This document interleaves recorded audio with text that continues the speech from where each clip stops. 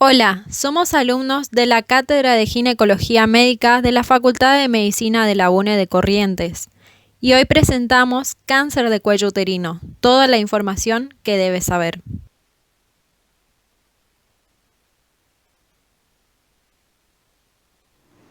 Según el Consenso Nacional de Intersociedades sobre el Cáncer de Cuello Uterino, el cáncer de cuello uterino es la quinta neoplasia en frecuencia en el mundo y la tercera en nuestro país, detrás del cáncer de mama y de colon junto con el cáncer de pulmón. La Organización Mundial de la Salud reporta 500.000 casos nuevos por año en el mundo, de los cuales el 85 al 90% ocurre en países en vía de desarrollo como lo es en Argentina. La incidencia depende de la provincia que evaluemos. Es por esto que decimos que las regiones del nordeste y noroeste argentino son las más afectadas del país, siendo Misiones, Chaco, Formosa y Corrientes las provincias con más mortalidad por este cáncer.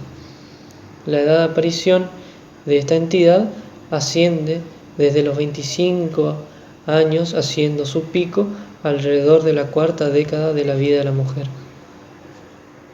Los factores de riesgo son las múltiples parejas, el embarazo adolescente, iniciar tempranas las relaciones sexuales, tener infecciones recurrentes y tener inmunosupresión, la pobre alimentación, el tabaquismo, el nivel bajo cultural, la accesibilidad que no sea buena, las condiciones socioeconómicas bajas, la multiparidad, la promiscuidad sexual, o sea que tenga muchas parejas sexuales, y la infección por HPV. El cáncer de cuello uterino está directamente relacionado con el crecimiento normal de células en el cuello del útero, provocadas en un 99% por una infección por HPV. El HPV, también conocido como el virus del papiloma humano, es un virus que se transmite por vía sexual y que tiene su mayor frecuencia al inicio de las relaciones sexuales. El 90% de las infecciones que genera este virus van a ser transitorias. ¿Qué quiero decir con esto? Que al cabo de 2 años y gracias a nuestro sistema inmunológico, es decir, a nuestra defensa, esas infecciones se van a resolver de manera esporádica. Sin embargo, hay un 5% que va a llevar a lesiones que pueden provocar cáncer si no son tratadas. Todo esto sucede en mujeres preferentemente mayores de 30 años. Dentro del HPV tenemos varias cepas oncogénicas que provocan cáncer y las más comunes son la cepa 16 y la cepa 18, siendo la cepa 16 la que tiene 400 veces más poder oncogénico que la cepa 18. Pero acá lo más importante a destacar es que el HPV es una causa necesaria pero no suficiente para generar cáncer de cuello uterino. Entonces, en todo cáncer de cuello uterino va a haber una previa infección por HPV, pero no toda infección de HPV va a poder generar un cáncer de cuello uterino. ¿Por qué? Porque esta infección por HPV por sí sola no es capaz de hacerlo. Sí o sí necesita de otros factores, como por ejemplo el uso de anticonceptivos orales, el hecho de ser tabaquista, el tener otras infecciones de transmisión sexual, la carga viral y la composición de ese virus, y también en lo que respecta a la paciente, su inmunosupresión, si tiene altas o bajas las defensas, si esta persona tuvo o no muchos hijos, cómo está su nivel de hormonas internamente y también su nutrición. Ahora bien, hablando de la prevención propiamente dicha, tenemos dos tipos de prevenciones, una prevención primaria y una prevención secundaria. ¿Para qué dos prevenciones? Para realizar un enfoque integral. La prevención primaria hace referencia a la vacuna contra el HPV, que hoy en día ya se le aplica tanto a mujeres como a varones a los 11 años. Y la prevención secundaria también es llamada como método de tamizaje de diagnóstico o screening, que tiene el objetivo de buscar si hay o no infección o si hay o no lesiones para poder tratarlas a tiempo. Antes solamente se realizaba el PAP.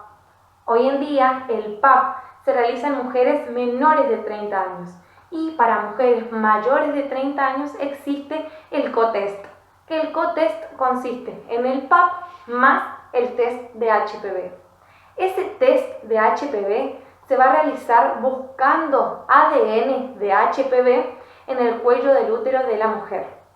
En una mujer mayor de 30 años, donde el test de HPV nos dé negativo, vamos a realizar nuevamente este estudio a los 5 años. Sin embargo, si en una mujer mayor de 30 años este test nos da positivo, vamos a mirar la citología PAP y vamos a buscar si hay o no lesiones para poder tratarlas a tiempo. ¿Por qué? Porque el objetivo de realizar una prevención de cáncer de cuello uterino es tratar de cubrir a la mayor cantidad de personas posibles para detectar lo más temprano las lesiones y poder actuar a tiempo. Bien, ahora vamos a seguir con la parte de la clínica, es decir, con los signos y síntomas del cáncer de cuello uterino. En primer lugar, vamos a tener el sangrado vaginal irregular intermenstrual. Esto quiere decir que luego de finalizado un ciclo o un periodo menstrual y antes del inicio del nuevo ciclo, vamos a tener una pequeña pérdida de sangre que puede manchar nuestra ropa o nos puede hacer pensar que ya estamos teniendo nuestro nuevo ciclo. Luego también tenemos dolor a nivel de la espalda, a nivel de las piernas o a nivel de la zona de la pelvis, molestias en el flujo vaginal o alteraciones del flujo vaginal con olor, es decir, tener un flujo vaginal oloroso, fétido.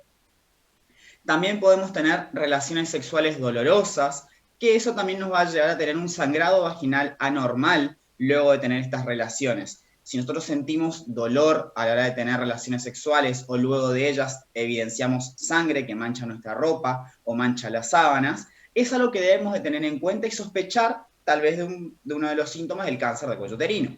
Después, a nivel físico, la persona va a presentar cansancio, pérdida de peso que va a ser muy marcada y muy rápido. A su vez también va a tener pérdida del apetito, es decir, no va a tener hambre y además va a seguir bajando de peso, se va a sentir cansada. Luego va a tener hinchazón en piernas, puede ser en una o en ambas piernas, y va a tener problemas al orinar, que pueden ser incontinencia, es decir, que va a tener muchas ganas de orinar y se puede orinar encima, como también puede tener dolor a la hora de orinar. Luego, si estamos tomando en cuenta que estamos hablando de un paciente, o de una paciente, mejor dicho, menopáusica, es decir, en la cual ya han cesado sus ciclos ováricos, si presenta un sangrado anormal a esa edad, porque ya sabemos que está en menopausia, es algo que debemos de tomar en cuenta y sospechar. También podemos tener un aumento del flujo vaginal, eso se da en cualquier rango etario, sea en pacientes jóvenes, adultas o adultos mayores, y algo que debemos de tomar en cuenta también es una menstruación en la cual va a ser más larga, va a estar más días con pérdida de sangre y va a ser más abundante, es decir, la cantidad de sangre que va a perder va a ser mayor. Para el diagnóstico vamos a realizar una citología, que es la toma de muestra de PAP, que mediante un hisopo tomamos una muestrita de la parte del cuello uterino. Otro estudio es la colposcopía, que es un instrumento en el cual es una lupa con el cual vamos a ver las lesiones. La biopsia va a ser para analizar y confirmar el diagnóstico. Bueno, ¿cómo confirmamos? Hacemos una colposcopía, que ya expliqué anteriormente. Otro método es la biopsia exo y endocervical, en el cual se toma una pequeña muestra de la zona para poder realizar el análisis. Y otra prueba va a ser la biopsia ampliada, en el cual es LEP o cono, que se toma una muestra en forma de cono del cuello uterino. Entonces vamos a hacer, como muestran en las imágenes, esa resección de la zona en forma de cono. Los métodos de diagnóstico de tamizaje o screening va a ser la citología, la colposcopía, que ya expliqué anteriormente. Luego tenemos la prueba directa con ácido acético, en el cual se coloca ácido acético para poder visualizar la lesión. Otra va a ser la prueba con Lugol o de Schiller, en el cual se coloca Lugol, que actúa como colorante para poder guiar la biopsia. Y otra prueba va a ser la prueba de HPV, de las cepas de HPV, donde va a detectar las de alto riesgo para contraer este cáncer. En cuanto al tratamiento, si no es que nos encontramos con un diagnóstico temprano donde todavía estamos a tiempo, los procedimientos que podemos realizar van a ser una traquelectomía radical, donde vamos a conservar útero y parte del cuello, como vemos en la siguiente imagen. Una radioterapia endocavitaria seguida de una radioterapia externa. Una conización, procedimiento que se nombró anteriormente, pero con márgenes negativos. Una histerectomía total extrafacial, que puede hacerse por vía abdominal, vaginal, laparoscópica, y donde vamos a ver en la siguiente imagen los tipos, que sería parcial, total y radical. Hay que tener en cuenta que en algunos casos podemos hacer un tratamiento completo con una sola cirugía. En cambio, cuando estamos en estadios avanzados, el tratamiento a utilizar va a ser aún más complejo.